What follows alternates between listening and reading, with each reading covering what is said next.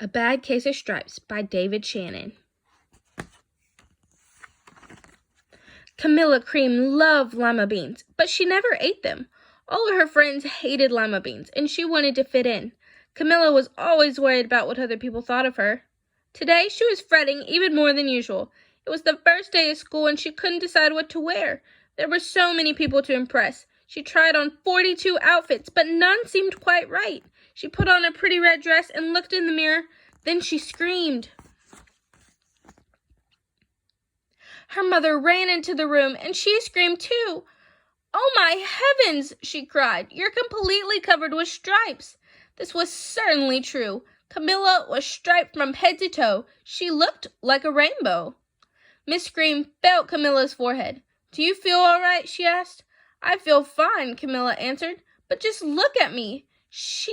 You get back in bed this instant," her mother ordered. "You're not going to school today." Camilla was relieved. She didn't want to miss the first day of school, but she was afraid of what the other kids would say, and she had no idea what to wear with those crazy stripes. That afternoon, Dr. Bumble came in to examine Camilla. "Most extraordinary," he exclaimed. "I've never seen anything like it. Are you having any coughing, sneezing, running nose, aches, pains, chills, hot flashes, dizziness, drowsiness, shortness of breath, or uncontrollable twitching?" "No," Camilla told him. "I feel fine." "Well then," Dr. Bumble said, turning to Miss Cream, "I don't see any reason why she shouldn't go to school tomorrow. Here's some ointment that should help clear up those stripes in a few days. If it doesn't, you know where to reach me." And off he went.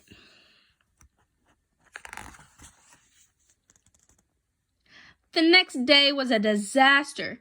Everyone at school laughed at Camilla. They called her Camilla Crayon and Night of the Living Lollipop. She tried her best to act as if everything were normal, but when the class said the Pledge of Allegiance, her stripes turned red, white, and blue, and she broke out in stars.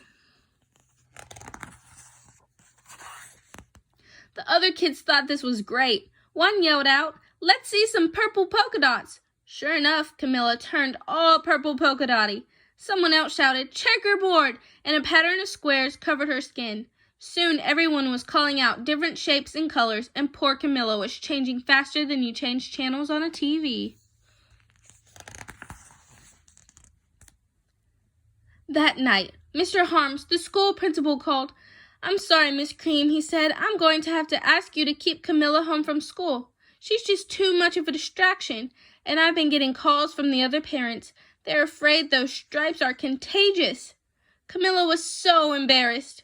She couldn't believe that 2 days ago everyone liked her. Now, nobody wanted to be in the same room with her. Her father tried to make her feel better. "Is there anything I can get you, sweetheart?" he asked. "No, thank you," sighed Camilla. What she really wanted was a nice plate of lima beans, but she had been laughed at enough for one day. Well, yes, I see," Dr. Bumble mumbled, when Mr. Cream phoned the next day. "I think I'd better bring in the specialist. We'll be right over."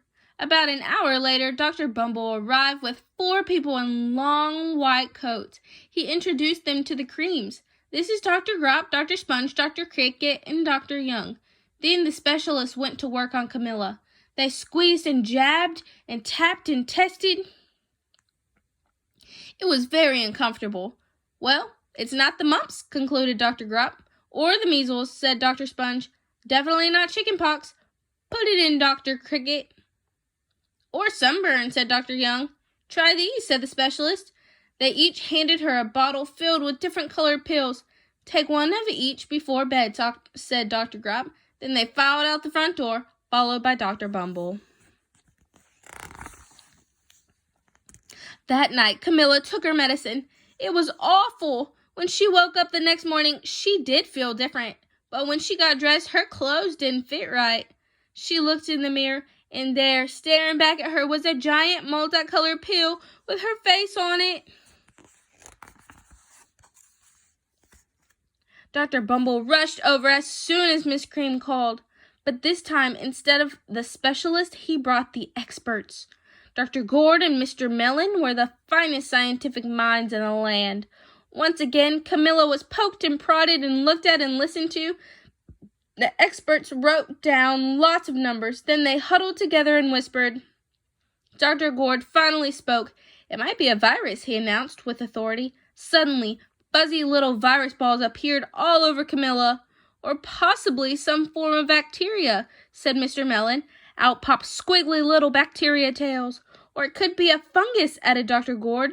Instantly, Camilla was covered with different colored fungus blotches. The experts looked at Camilla, then at each other. We need to go over these numbers again back at the lab, Dr. Gord explained. We'll call you when we know something. But the experts didn't have a clue, much less a cure.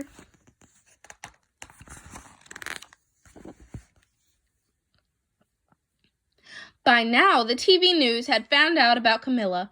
Reporters from every channel were outside her house, telling a story of the bizarre case of the incredible changing kid.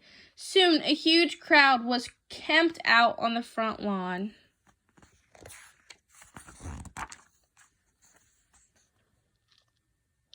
The creams were swamped with all kinds of remedies, from psychologists, allergists, herbalists, nutritionists, psychics, and an old medicine man, a guru, and even a vegetarian.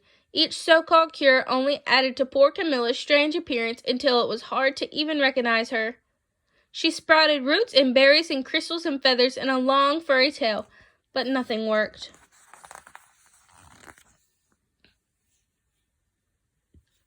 One day, a woman who called herself an environmental therapist claimed she could cure Camilla. Close your eyes, she said. Breathe deeply and become one with your room. I wish you hadn't said that, Camilla groaned. Slowly, she started to melt into the walls of her room. Her bed became her mouth. Her nose was a dresser. The 2 paintings were her eyes. The therapist screamed and ran from the house. What are we going to do? Said Miss Cream. It just keeps getting worse and worse, she began to sob.